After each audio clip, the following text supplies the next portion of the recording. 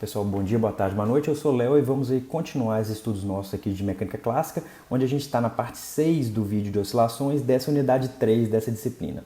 É o último vídeo que a gente vai estudar sobre oscilações amortecidas, sem forçamento. A partir do próximo a gente vai falar de osciladores com forçamento ou com forças externas atuando, que talvez seja uma parte um pouco mais nova para algumas pessoas, mas vamos com calma que nós vamos chegar lá, certo? Então já vamos partir para a nossa revisão. A gente começou falando de transformações ortogonais, com o objetivo de definir rigorosamente escalar em um vetor. E para quê? Para depois a gente fazer algumas operações nesses camaradas, nessas quantidades matemáticas. A gente quer descrever fenômenos naturais, no caso aqui o movimento, utilizando a linguagem da matemática, certo? Então a gente definiu vetores escalares para a gente, por exemplo, fazer operações de derivada nesses camaradas. Então a gente falou de derivada com relação ao tempo e com relação a alguma coordenada espacial, e a gente definiu também posição, velocidade e aceleração. A gente está usando essa notação dos pontinhos aqui, e a gente falou de produto escalar e produto vetorial, dentre outras coisas, dessa primeira unidade. Essa primeira unidade é bem extensa, é bem densa, mas tentem relembrar dela, que ela vai ser importante no futuro.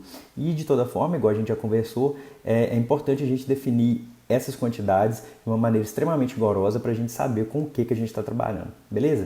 Depois a gente falou de lei de Newton, a primeira lei de Newton, que é a lei da inércia, que ela vai estar nos trazendo esse sistema de referenciais inerciais. A segunda lei de Newton, que é a lei de força, a força resultante é igual à taxa de variação do momento no tempo.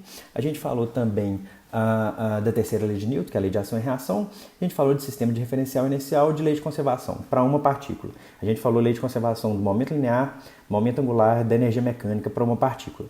Isso aqui já é a unidade 2, é o resumo da unidade 2. Na unidade 3, a gente começou falando de oscilador harmônico em uma dimensão. Então, para o oscilador harmônico em uma dimensão simples, sem amortecimento, a segunda lei de Newton vai me fornecer essa equaçãozinha que está quadriculada aqui, tá certo? Então, olha só, eu tenho aqui massa vezes aceleração e a força que está atuando a partícula, tá certo? Então, eu tenho aqui que esse x dois pontos é menos ômega zero ao quadrado de x, onde esse ômega zero ao quadrado é quem? Esse ômega zero é chamado de frequência natural do oscilador. A solução dessa equação diferencial aqui é dada por esse camarada aqui, certo? Onde a azão e delta são duas constantes de integração que vão estar relacionadas às condições iniciais do nosso problema, tá certo? Isso aqui em matemática a gente chama de PVI, né? Um problema de valor inicial. A gente falou de período de oscilação para o oscilador simples e da frequência de oscilação desse camarada. E a gente viu que para o oscilador harmônico simples, a energia mecânica se conserva, certo? E que a energia mecânica ela é proporcional à amplitude desse oscilador, beleza? Nesse ponto aqui, a gente está falando do oscilador harmônico simples, em uma dimensão.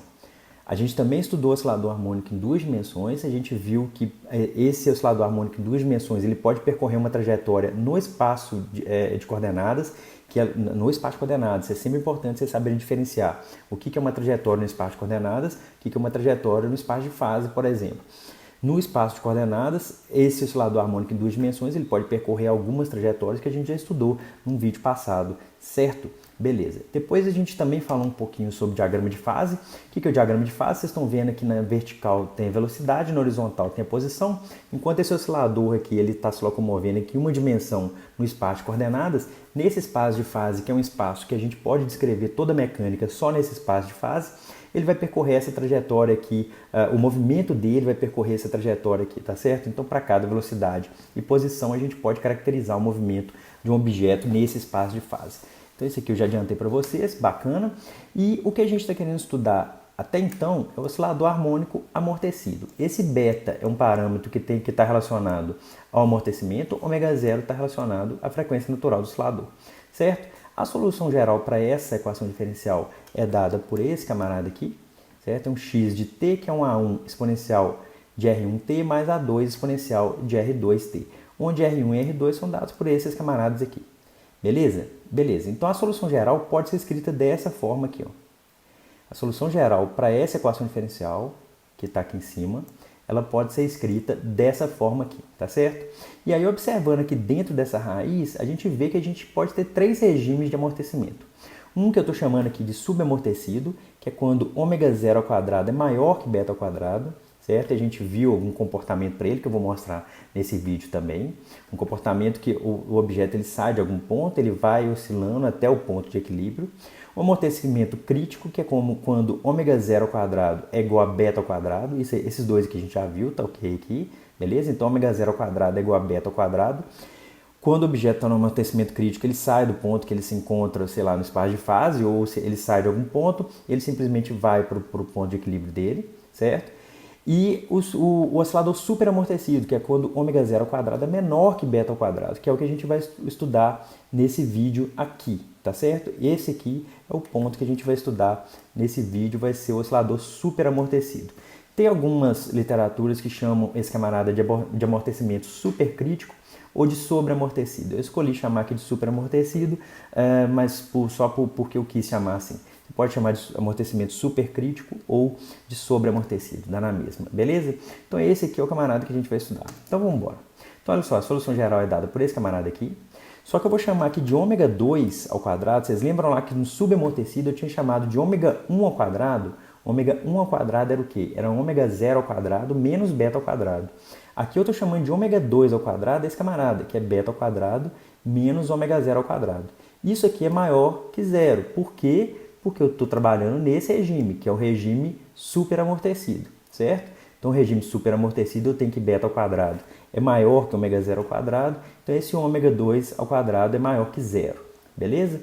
Então, olha só, então, preste atenção nisso aqui. Então, dado que o ômega 2 ao quadrado é maior que zero, essa solução aqui em cima, aqui, ó, ela pode ser escrita desse jeito aqui, tá certo? Ela pode ser escrita dessa forma aqui. Eu só substituí aqui a raiz de beta ao quadrado menos ômega 0 ao quadrado por ômega 2 quadrado. Só que como o ômega 2 quadrado é positivo, eu não vou ter aquele terminho com complexo, então eu não vou ter oscilação, tá certo? Essa que é a grande sacada aqui para essa solução. Olha só, se ômega 0 ao quadrado é maior que zero, essa raiz aqui não vai ter termo complexo, então eu não vou ter oscilação para esse problema aqui também não. Então a solução geral para uma oscilação superamortecida, que é esse caso que a gente está estudando, a solução geral é dada por esse camarada quadriculado aqui, tá certo? Vocês estão notando que não é periódico, por quê? Porque eu não tenho nenhum termo de oscilação aqui, tá certo? Então a gente não pode falar que esse camarada é periódico. Então a gente não diz, lá no subamortecido, a gente chamava aquele ômega 1 de uma frequência. Apesar dela, assim, bem rigorosamente, ela não ser uma frequência, como esse oscilador ele vai dar uma oscilada antes de parar, a gente pode falar assim, tá, ele pode ter uma frequência ali até antes de parar. Só que para esse camarada que a gente não diz que esse ômega 2 seja uma frequência angular, certo? Porque a posição ela se desloca assintoticamente para a posição de equilíbrio. Então, o que pode até ocorrer do camarada sair no positivo e ir para o negativo, só que depois ele já vai ir para a posição de equilíbrio assintoticamente, tá certo? Ou seja, o oscilador ele pode sair daqui do positivo, bloquinho mola, pensa nesse bloquinho mola aqui, ó. Ele pode sair aqui desse positivo, ele pode até passar da posição de equilíbrio, mas logo depois ele já vai voltar para a posição de equilíbrio assintoticamente, tá certo? Ele não vai ficar oscilando em torno dessa posição de equilíbrio. Isso pode até acontecer numa oscilação superamortecida, mas dele passar aqui da posição de equilíbrio, mas depois ele já volta direto. Ele não vai ficar oscilando em torno da posição de equilíbrio até parar. Isso acontece só no regime subamortecido, tá certo? Então, beleza, ó. Então vamos ver aqui, a solução geral é dada por esse camarada aqui em cima. Como esse ômega 2 ao quadrado ele é positivo, a gente pode escrever a solução geral dessa forma aqui. A1 e A2 são constantes que vão depender das condições iniciais. Então, aqui tem a solução geral é dada por esse camarada que está quadriculado. Esse sujeito não é periódico, certo? Essa solução não é periódica, então o oscilador superamortecido não é periódico. A gente não diz que esse ômega 2 seja uma frequência angular, pois a posição se desloca assintoticamente para a posição de equilíbrio. E agora eu vou mostrar alguns gráficos para esse oscilador para a gente comparar com os que a gente já tinha visto, certo? Então aqui, para as condições iniciais que eu já estou trabalhando, quais são as condições iniciais? Que a posição inicial é 3 e a velocidade inicial é 0. O oscilador superamortecido ele se comporta dessa forma. Aí você pode virar e falar assim, mas peraí, eu vi o vídeo do oscilador no regime de amortecimento crítico e parece muito com esse camarada aqui. Eu vou mostrar uma comparação dos dois para as mesmas condições iniciais para vocês verem a diferença, tá certo? Mas vocês estão vendo que a posição aqui ela cai. Isso aqui é posição no tempo. Porque o matemático ele não está me cuspindo o que está no eixo, mas só que escreve aqui, ó, só escrever aqui, ó, x e t, tá certo? Então é esse camarada aqui. Mas vocês já entenderam que isso aqui é posição no tempo. Então a posição no tempo ela vai decair aqui até a posição de equilíbrio assintoticamente, tá certo? Aí você fala assim, mas está muito parecido com o oscilador crítico. Aí vamos tentar comparar aqui, ó, para as mesmas condições iniciais. Então quais são essas condições iniciais? Condições iniciais são posição inicial igual a 3, velocidade inicial igual a 0, certo? Eu tenho aqui em cinza é o oscilador harmônico simples. Então esse camarada aqui em cinza, tracejado cinza, é o oscilador harmônico simples. Então ele não tem dissipação. Então ele vai ficar oscilando ali para sempre, tá certo? O pretinho é o subamortecido, que é aquele que a gente já tinha estudado. Esse camarada ele vai passar aqui, ele vai dar uma oscilada e depois ele vai vir para a posição de equilíbrio dele. Só que vocês estão vendo que ele dá uma certa oscilada com relação a essa posição de equilíbrio, tá certo? O azul é o que a gente está estudando aqui nesse vídeo. O azul é o superamortecido, ou amortecimento supercrítico ou sobreamortecido. Tanto faz, depende da literatura, é só o nome. Podia chamar de amortecimento de jacaré, mas só que jacaré já está sendo usado para vacina, então eu vou evitar usar esse nome, tá certo? Mas só que esse aqui, superamortecimento, vocês estão vendo que esse azulzinho aqui, ó, vocês estão vendo que ele decai, só que ele decai mais lentamente do que o amortecimento crítico, tá certo? Então, olha só, o amortecimento crítico é esse camarada vermelho aqui, ó, para as mesmas condições iniciais, tá certo? É claro que eu selecionei aqui os parâmetros beta e ômega 0 de uma certa forma aqui, mas só que estão todos, eles são comparáveis, todos os parâmetros. Então, olha só, o oscilador simples ele vai ficar oscilando aqui, beleza, que é o que a gente já tinha estudado lá atrás, desde lá de Física 2. O camarada subamortecido ele vai dar uma oscilada. O oscilador subamortecido ele vai dar uma oscilada com relação ao ponto de equilíbrio e depois ele vai parar, tá certo? O superamortecido ele vai cair também assintoticamente, porém ele cai mais lentamente que o oscilador crítico, tá certo?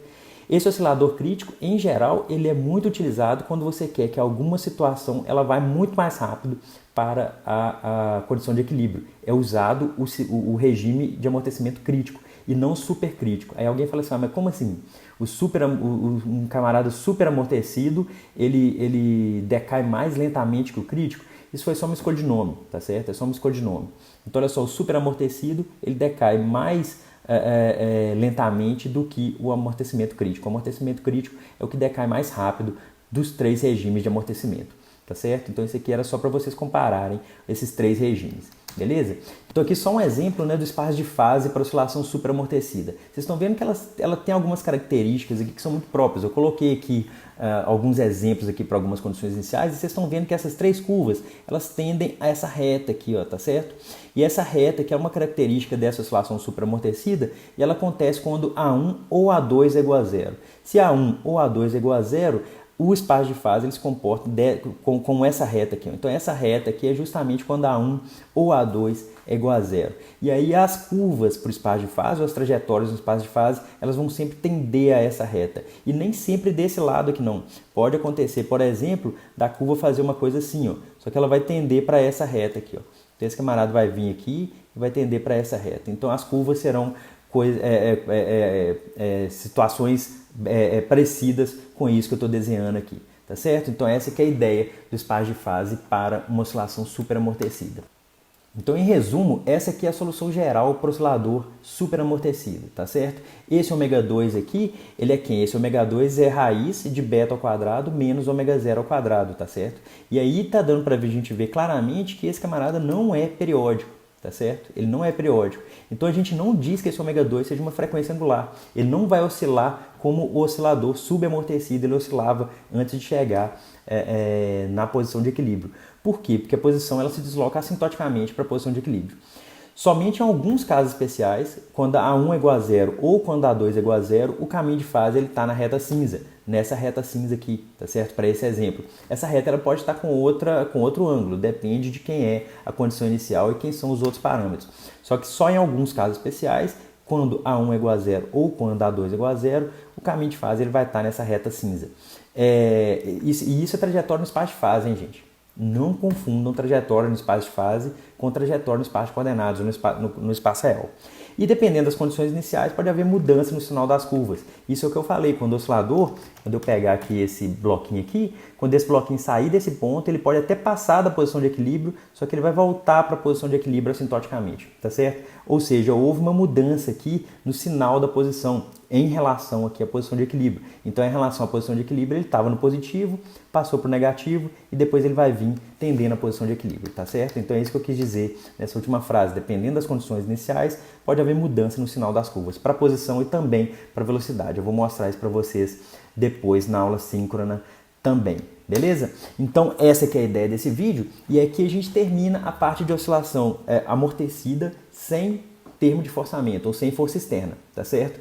Então a gente estudou 3 regimes de amortecimento. Um camarada que é sugamortecido, que ele vai oscilando até chegar à posição de equilíbrio, tá certo? Um superamortecido, que ele decai para a posição de equilíbrio assintoticamente, pode até ter uma inversão, ele pode sair do positivo e ir para o negativo, mas depois ele vai tender à posição de equilíbrio. E um camarada que a gente chamou de regime de amortecimento crítico, onde ele decai para a posição de equilíbrio, e esse regime de amortecimento crítico é o regime que decai mais rápido para a posição de equilíbrio desses 3 regimes. A partir do próximo vídeo a gente vai estudar oscilação amortecida e forçada. Então vamos com calma que nós vamos chegar lá.